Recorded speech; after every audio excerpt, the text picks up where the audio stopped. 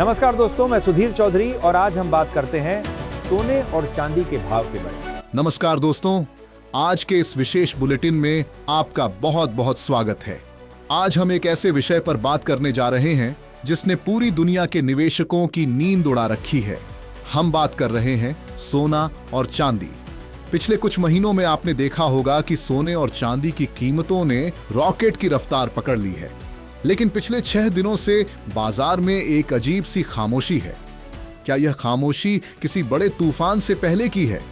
क्या सोना यहां से गिरेगा या फिर यह 1.5 लाख रुपए की तरफ बढ़ेगा? आज के इस 8 मिनट के वीडियो में हम मार्केट का ऐसा विश्लेषण करेंगे जो शायद ही किसी ने आपको बताया होगा। तो वीडियो को अंत तक जरूर देखिएगा, क्योंकि आज आपकी मेहनत की कमाई का सवाल है। सबसे पहले नजर डालते हैं आज के ताजा आंकड़ों पर। अगर हम पिछले एक हफ्ते के ग्राफ को देखें तो मार्केट साइडवेज चल रहा है। अंतरराष्ट्रीय बाजार, खासकर अमेरिकी मार्केट में सोना $20 ऊपर जाता है और फिर मुनाफा वसूली, प्रॉफिट बुकिंग के कारण $20 नीचे आ जाता है। भारत में 24 कैरेट सोने का भाव 1,15,840 रुपए के आसपास टिका हुआ है। एक्सपर्ट्स इसे कंसोलिडेशन फेज कह रहे हैं। इसका मतलब है कि मार्केट सांस ले रहा है। पिछले 6 दिनों में न तो कोई बहुत बड़ी गिरावट आई है और न ही कोई बहुत बड़ा उछाल। लेकिन याद रखिए, जब सोना थमता है तो वह अगले बड़े जंप की तैयारी कर रहा होता है। अब चलते हैं पर्दे के पीछे की कहानी पर। आखिर वो कौन से अदृश्य हाथ हैं जो सोने को धक्का दे रहे हैं? डॉलर का डर और रूस यूक्रेन संकट। दोस्तों, असली खेल शुरू हुआ जब अमेरिका ने रूस के डॉलर एसेट्स को फ्रीज कर दिया। इसने पूरी दुनिया को एक कड़ा संदेश दिया कि आपका डॉलर सुरक्षित नहीं है। इसी डर से चीन, भारत और रूस जैसे देशों के केंद्रीय बैंकों ने अपनी तिजोरियों में डॉलर कम करके सोना भरना शुरू कर दिया। 2023 से लेकर अब तक सेंट्रल बैंकों की खरीदारी अपने रिकॉर्ड स्तर पर है।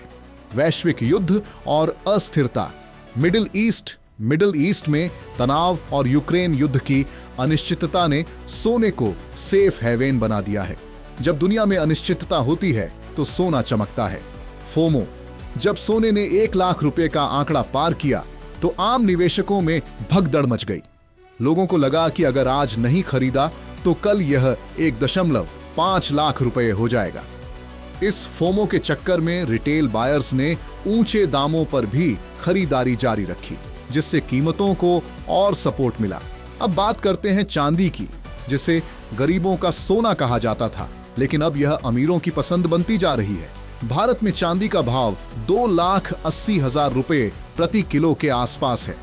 इंडस्ट्रियल रिवॉल्यूशन, इंडस्ट्रियल यूज, चांदी की मांग केवल गहनों तक सीमित नहीं है। सोलर पैनल, इलेक्ट्रिक वाहन, आईवी और सेमीकंडक्टर चिप्स, इन सब में चांदी का भारी उपयोग होता है। जैसे जैसे दुनिया नेट जीरो की तरफ बढ़ रही है, चांदी की डिमांड सप्लाई से ज्यादा होने वाली है। वॉलेटिलिटी का खतरा, चांदी में निवेश करना कमजोर दिल वालों का काम नहीं है। चांदी एक दिन में 5% ऊपर जा सकती है और अगले ही दिन 7% गिर भी सकती है। अगर आप चांदी में 4 लाख रुपए के भाव पर फंस गए और यह गिरकर 2.5 लाख रुपए पर आ गई तो आपका नुकसान बहुत बड़ा होगा। इसलिए चांदी में लालच में आकर नहीं, बल्कि रणनीति से निवेश करें। हमारे भारत में सोना चांदी केवल निवेश नहीं, बल्कि जज्बात हैं।